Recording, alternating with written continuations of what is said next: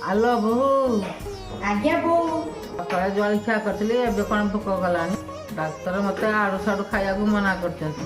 ହଉ ହଉ ମୁଁ ଟିକେ ସାଲାଡ କାଟି ଦଉଛି।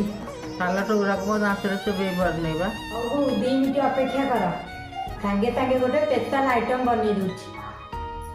ଚାଲନ୍ତୁ ଗୋଟେ ଗାଜର ଆଉ ଗୋଟେ ବିଟ୍ ନେବା, ତାକୁ ଟିକେ ଚୁନ ଚୁନ କରି କାଟିଦେବା। ତା ସହିତ କିଛି ଧନିଆ ପତ୍ର, ଜିରା, ଗୋଲମରିଚ, ଅଦା ଆଉ ତା ସହିତ ଟିକେ ଲେମ୍ବୁ ତାକୁ ଗୋଟେ ଜାରରେ ପକେଇଦେବା। 2 ଷ୍ଟେପ୍ ଦେଲା ପରେ ସ୍ୱାଦ ଅନୁସାରେ ଟିକେ ଲୁଣ ଦେଇଦେବା। ତାକୁ ପୁଣି ଆଉଥରେ ଭଲସେ ଟିକେ ପ୍ଲେନ୍ କରିଦେବା। ତାକୁ ଗୋଟେ ଗ୍ଲାସକୁ କାଢ଼ିକି ଆମେ ଟିକେ ଧନିଆ ପତ୍ର ପକେଇକି ନେଇପାରିବା, କିମ୍ବା ତା ସହିତ ଟିକେ ତା ଉପରେ ଟିକେ ନଡ଼ିଆ କୋରା ପକେଇକି ନେଇପାରିବା। ମାମା ନେଲା ଟିକେ ଟିକେ ପିଇଦେଲା।